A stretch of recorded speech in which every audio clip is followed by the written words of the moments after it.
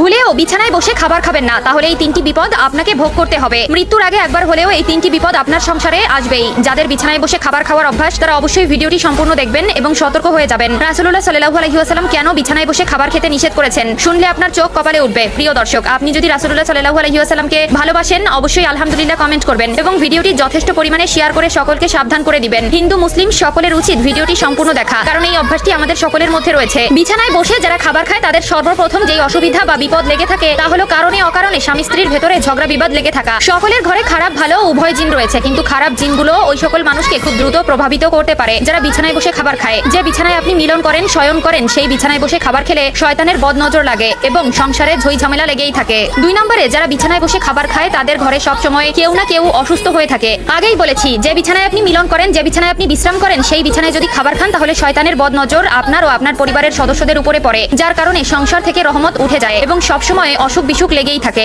যাদের বিছানায় বসে খাবার খাওয়ার অভ্যাস রয়েছে তারা অবশ্যই এই বিষয়টি ত্যাগ করবেন। আমার জন্য নয়, আপনার ও আপনার পরিবারের ভালোর জন্যই বললাম। মানবেন কি মানবেন না সেটা একমাত্র আপনার একান্ত ব্যক্তিগত বিষয়। যারা বিছানায় বসে খাবার খায় তাদের সংসারে ঘন ঘন ঝগড়া বিবাদ হতেই থাকে। কোনো কারণে বা অকারণে ছোট ছোট বিষয় নিয়ে খারাপ পরিস্থিতি সৃষ্টি হয়। 3 নম্বরে, যারা বিছানায় বসে খাবার খায় তাদের বাসায় যতই টাকা আসুক না কেন সেই টাকার বরকত হয় না। তাদের টাকা কোথাও না কোথাও বাড়তি খরচ হয়ে যেতে থাকে। এক কথায় এই ধরনের ব্যক্তিদের উপর থেকে আল্লাহর রহমত উঠে যায় এবং আল্লাহর দেওয়া রহমতে বরকত তাদের উপর থেকে উঠিয়ে নেওয়া হয়। পবিত্রতা ইমানের